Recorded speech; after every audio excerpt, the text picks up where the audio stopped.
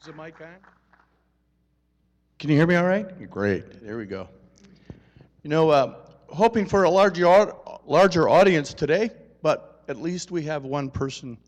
Um, and I want to talk about those people who serve us, not just our veterans, but also those policemen, firemen, the nurses, the doctors who in controlled panic situations or in situations of extreme um, intense uh, excitement, if you will, go into a controlled panic mode. And I want to talk about their service because that service and handling controlled panic has its consequences. I know that the reason I served and is because of where I grew up. On the street where I lived, we had policemen, firemen, nurses, and doctors that lived there. And the gentleman across the street from our home served on an aircraft carrier in World War II that was hit by a kamikaze. And the gentleman next door to our left, Mr. Charles Parker Sr., got his Purple Heart on Iwo Jima. And his son, my best friend, Charles Parker Jr., his name is inscribed on the Vietnam War Memorial not far from my office in Washington, D.C. And the gentleman to our right, I don't remember his name, a Korean War veteran, but I do remember his daughter, Cookie. She gave me my first kiss. And further down the street were two best friends raising their family together who served in Patton's Third Army when they relieved the 101st Airborne at Bastogne. My uncle and my father, both or all, World War II veterans and in that era. As a Vietnam and Iraq War veteran, I often asked myself why I served, and I think it can best be summed up in the movie Saving Private Ryan. How many of you have seen the movie? Great. Just to refresh your memory, the movie opens up with an elderly gentleman walking down a sidewalk. His family's not far behind, and you can tell he's a man on a mission. And the scene switches to a landing craft off the beaches of Normandy. Tom Hanks is playing the main character, Captain Miller. And they hit the beach, and a horrific battle takes place, and we see all the tragedy and the results of this horrific battle. And finally, we get to the point where that's over with. He's on the beach.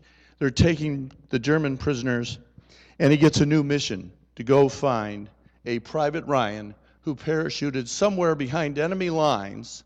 And his job, Captain Miller's job, is to take a small crew and go find him. Well, we discover that Private Ryan's three brothers were all killed within weeks of each other, and he's the only remaining son. And the general of the army says no mother should lose all four sons to battle.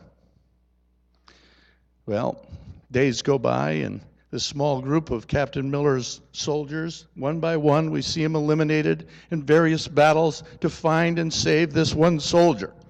And they finally find him in a small village, and he's there protecting a bridge. And he decides, after hearing this bad news about his brothers, that he's going to stay with his new brothers and sisters, or excuse me, his new brothers, and he's going to defend that bridge. And Captain Miller and what's left of his patrol decide to stay and support him in this effort, along with his other comrades. And in the battle, more and more soldiers are killed, and even Captain Miller receives a mortal wound. Remember the scene?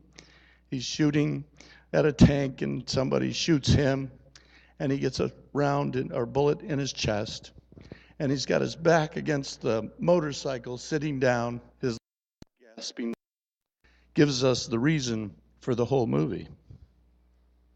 He looks up at young Private Ryan, and he says, "Earn this. Earn this." And you see young Private Ryan's face, played by Matt Damon, change to the elderly gentleman we met at the beginning of the movie. And he's looking down at a headstone that says, Captain Miller, 2nd Rangers. And he falls to his knees and he says, not a day goes by that I don't remember what you have all done for me. I hope, at least in your eyes, I have done the right thing. Earn this. Not a day goes by that I don't remember what my brothers and sisters in uniform have done for me and the fathers of my playmates when I was growing up.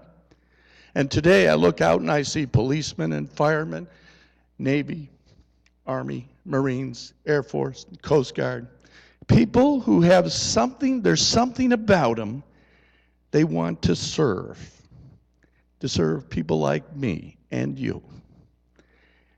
And they're often faced with, well, controlled panic situations, stress. It is for us today to offer a solution. And we have brought some people in from out of town to help you find that solution without using drugs or alcohol. And hopefully you will pass it on. Ladies and gentlemen, thank you very much for attending today.